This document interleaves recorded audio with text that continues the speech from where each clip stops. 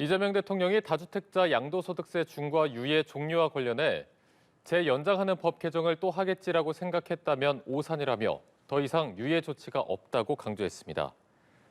이 대통령은 오늘 SNS에 대한민국은 예측 가능한 정상사회로 복귀 중 시장을 이기는 정부도 없지만 정부를 이기는 시장도 없다며 이같이 적었습니다. 이어 다주택자 양도세 중과 유예 5월 9일 종료는 지난해 2월에 이미 정해진 것이었다며 비정상으로 인한 불공정한 혜택은 힘들더라도 반드시 없애야 한다고 밝혔습니다. 다만 지난 4년간 유예 반복을 믿게 한 정부의 잘못도 있으니 5월 9일까지 계약한 것은 중과세 유예를 해주도록 국무회의에서 의논해 보겠다고 덧붙였습니다. 정부가 부동산 종합 대책을 한 달여 만에 또다시 내놓았습니다. 서울 전역과 경기도 12개 지역을 규제 지역과 토지거래 허가 구역으로 동시에 묶는 초강경 대책인데요. 곽준영 기자입니다. 정부가 서울 등 수도권 집값 과열 현상을 식히기 위해 고강도 규제에 방점을 찍은 11호 부동산 대책을 발표했습니다. 수요 관리 골자의 627 대책과 공급에 초점을 맞춘 97 대책에 이어 이재명 정부 들어 세 번째 대책입니다.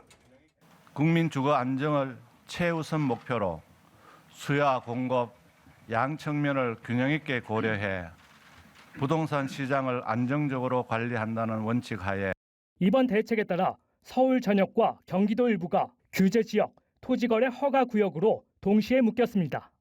조정 대상 지역과 투기과열 지구, 그리고 토어 구역을 기존 강남 3구 용산구에 더해 나머지 21개 자치구까지 범위를 확대한 겁니다. 뿐만 아니라 과천시와 광명시, 성남시 분당구 등 경기도 내 집값 과열 조짐이 있는 12곳도 대상에 추가했습니다. 규제 지역에선 처분 조건부 1주택자를 포함한 무주택자의 주택 구입 시 주담대 LTV가 70%에서 40%로 축소됩니다. 전세 대출은 1주택자의 한도가 2억 원으로 제한되고 1억 원 넘게 신용대출을 받은 사람은 1년간 규제 지역 내 주택 구입도 할 수 없습니다. 다주택자에 대한 취득세 양도세 중과, 분양권 전매, 청약 재당첨 제한 등의 규제까지 따라붙습니다. 토어 구역인 만큼 집 살 땐 시군구 허가를 받아야 하고 2년 실거주 의무도 생겨 갭 투자가 사실상 원천 차단됩니다. 10월 20일부터 내년 12월 31일까지 토지거래 허가구역으로 추가 지정하고 필요시 연장 또한 적극 검토하겠습니다. 정부는 이러한 규제책과 함께 앞서 발표한 97 대책에 대한 주요 후속 조치도 속도감 있게 추진한다는 계획입니다. 연합뉴스 TV 곽준영입니다. 서울 아파트값이 한 주간 0.29% 오르면서 3개월여 만에 가장 큰 상승폭을 기록했습니다. 용인 수지구는 무려 0.68% 폭등하는 등 경기 남부권 규제 지역도 들썩이고 있습니다. 정다미 기자입니다. 서울 아파트값이 연초부터 상승폭을 키우고 있습니다. 이번 주 서울 아파트값 상승률은 0.29%, 2주 연속 오름폭을 확대하며 50주 연속 상승세를 이어갔습니다. 11호 부동산 대책 발표 직후인 지난해 10월 셋째 주 0.5% 이후 가장 큰 상승률입니다. 서울은 재건축 추진 단지, 신축, 대단지 등 선호단지 중심으로 꾸준히 매수문이 증가하는 가운데 상승 거래 확대되며 서울 전체가 상승하였습니다. 특히 15억 원 이하 아파트가 많은 자치구들의 집값 오름세가 뚜렷합니다.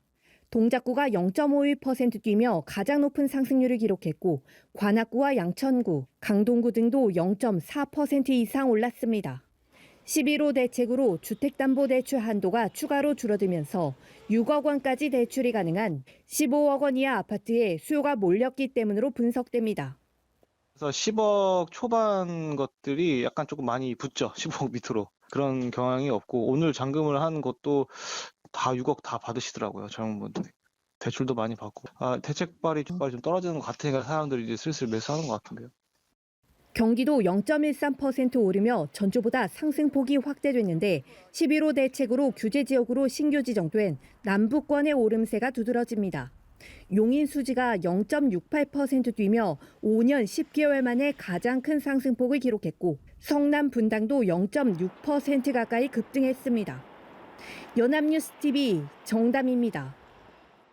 김윤덕 국토교통부 장관이 현재 공급 절벽 상황에서 여러 문제점이 드러나고 있다며 가능한 이달 중 공급 대책을 발표하겠다고 말했습니다.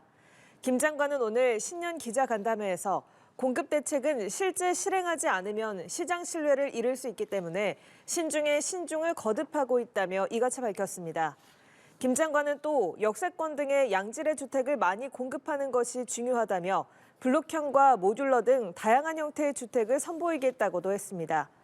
다만 김 장관은 세제 개편 가능성은 항상 열어두고 있다면서도 토지거래 허가구역 해제나 재건축 초과이익 환수제 폐지, 용적률 완화 등은 검토한 바 없다고 선을 그었습니다.